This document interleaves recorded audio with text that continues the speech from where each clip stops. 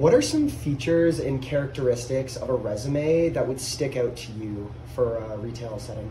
Yeah, so there are a few things. The number one thing, obviously, that is, a good look on a resume for us is if you do have prior retail experience. That said, that's not always mandatory, and if you're looking to get into retail for your first job, you don't need to have experience. This was my first retail job, and I'm now the assistant manager.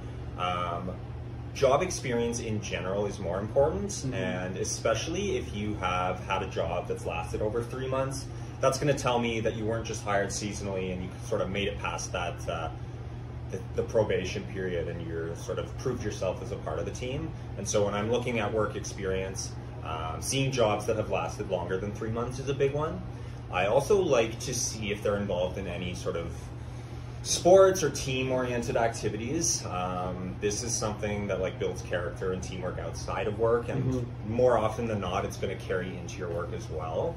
And lastly, I think it's important that they have sort of some of their creative hobbies and interests on their resume too. I want to know who you are as a person, not just a worker, and so a combination of those three things are kind of the key points I look for. Okay, awesome.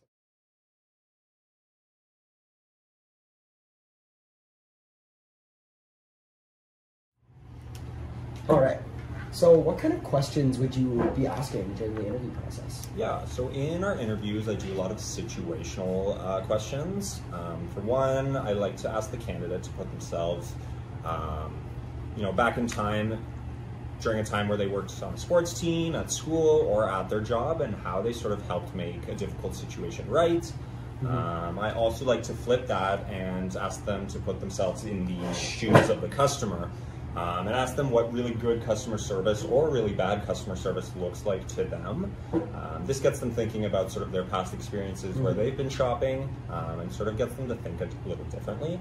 And then lastly, I like to end on a lighter note by asking them about their interests and their hobbies and stuff.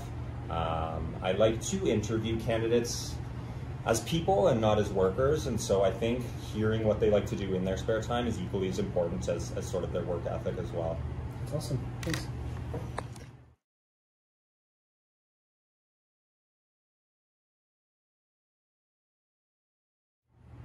So what kind of answers would you like to hear during the interview process then to those questions? Yeah, so it's important to recognize that everybody is going to have different answers, and that's what I'm looking for. I'm not looking for everyone to use the same sort of cookie cutter replies.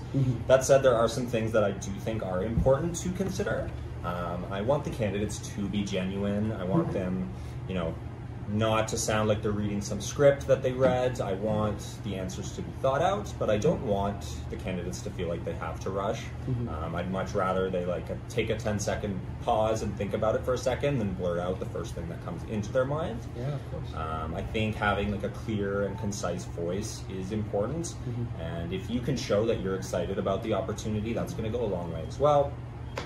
And lastly, I'm always looking for sort of unique, one-of-a-kind answers. Back to what I said before, it's sometimes very obvious when people have rehearsed a scenario in their head and sort of give you the question or the answer the second you ask. But if you're giving me a unique answer after thinking about it for 5 seconds, that's going to be a lot more powerful than sort of just blurting out. Yeah. Okay, thank you very much. I really appreciate you taking the time.